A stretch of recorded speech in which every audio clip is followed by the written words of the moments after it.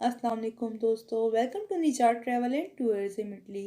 दोस्तों, निजात travel and tourism Italy की जानिब से आपके साथ एक और वीडियो पेश की जा रही है। उम्मीद करते हैं वीडियो आपको पसंद आएगी। अगर आपको वीडियो पसंद आती है तो आप उसको लाइक और शेयर कीजिए। हमारा चैनल आपको अगर अच्छा लगता है तो आप उसको सब्सक्राइब भी कर सकते हैं। दोस्तों, आज की जो खबर है वो दुबई से है और वैक्सीन के हवाले से है। दुबई ने फाइज़र बायोएनटेक की वैक्सीन को इंपोर्ट कर लिया है और वाफिर मकदार में इंपोर्ट किया गया है। उनका कहना है कि हंगामी सूरत में इसको इंपोर्ट किया गया है।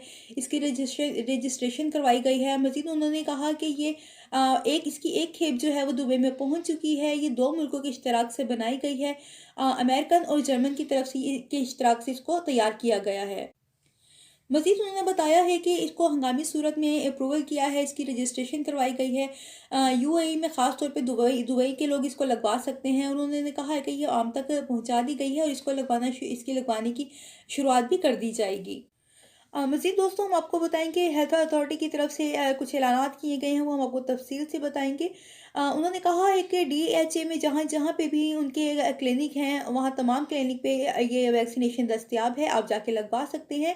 डीएचए का मतलब है दुबई हेल्थ अथॉरिटी। तो आप वहाँ पे जाके ये वैक्सीनेशन लगवा सकते हैं। डीएचए ने फैसला किया है कि इसको 4 कैटेगरीज़ में लगाया जाएगा। पहली कैटेगरी जो है उसमें हम आपको बता दें कि जो यूएई के रेज़िडेंट्स हैं, ये वैक्सीन उनके लिए है, जो सिटीज़न हैं उनके लिए नहीं है।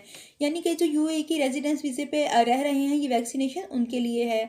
मज़ीद इसके साथ ये भी बता दें कि ये वैक्सीनेशन जो है पहली कैटेगरी में जो है 60 साल की उम्र से जो ज़ायद उम्र के अफराद हैं, उनको भी लगाई जाएगी।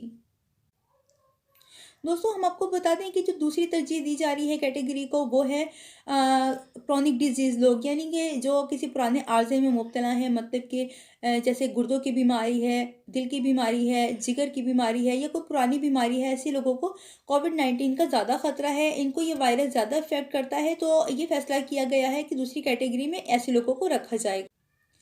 ये दूसरी कैटेगरी है जिसका हमने आपको बताया है कि अगर आपकी उम्र 18 साल से ज़्यादा है और आप ऐसी किसी बीमारी में मुब्तला हैं, तो ये वैक्सीन आप भी लगवा सकते हैं। इसकी बुकिंग के लिए आप ऑनलाइन कॉल कर सकते हैं और आप अपना अपॉइंटमेंट बुक करवा सकते हैं। तीसरी कैटेगरी में आते हैं पैरामेडिकल स्टाफ हो गया, डॉक्टर्स हो गए, नर्सेज हो गई, फाइबर ग्रेड का अमला हो गया, या वो लोग जो पब्लिक डीलिंग में ज़्यादा होते हैं, आवाम के टच में ज़्यादा रहते हैं, स्टाफ सरकारी से मुलाजिम हो गए, नीम सरकारी मुलाजिम हो गए। इस तरह के जो लोग हैं, फाइबर ग्रेड का अमला है, तो इस तरह के जो लोग हैं वो तीसरी तरजीह में आते हैं।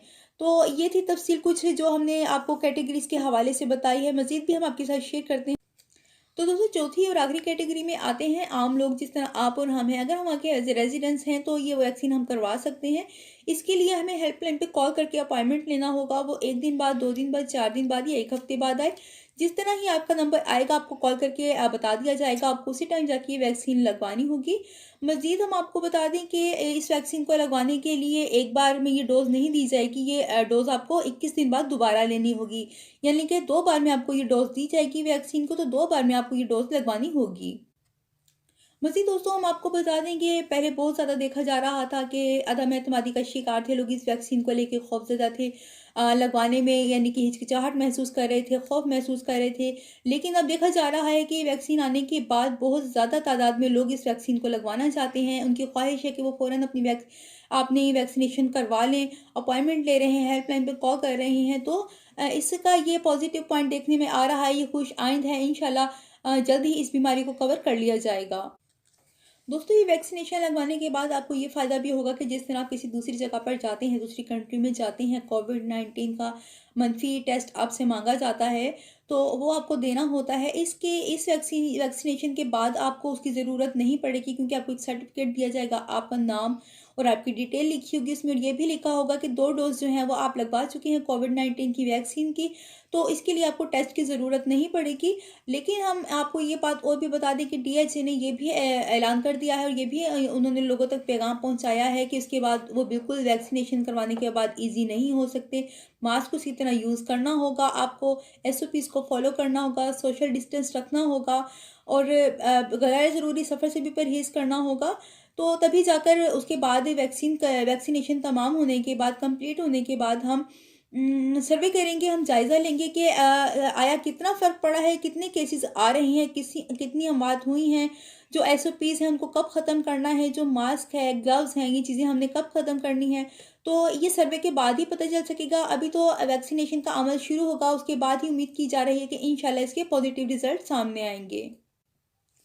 तो दोस्तों ये थी कुछ अहम खबरें जो हमने आपके साथ शेयर की हैं, लेकिन एक मैसेज हम निजात ट्रैवल एंड टूरिज्म इटली की जानिब से आपको देना चाहते हैं कि जिस तरह तमाम दुनिया के जो सरबराहान हैं वो कोशिश कर रहे हैं इसको इस वबा को कंट्रोल करने की, इसके लिए वैक्सीनेशन की कोशिश की जा रही हैं, और भी यानी कि जो तजर्बात हैं वो किए जा रहे हैं, लेकिन हमें भी अपना हिस्सा इसमें रखना चाहिए, हमें भी एसओपीज़ पे अमल करना चाहिए, एहतियात करनी चाहिए, ताकि हम मिल के इसका मुकाबला कर सकें और इसको हरा सकें।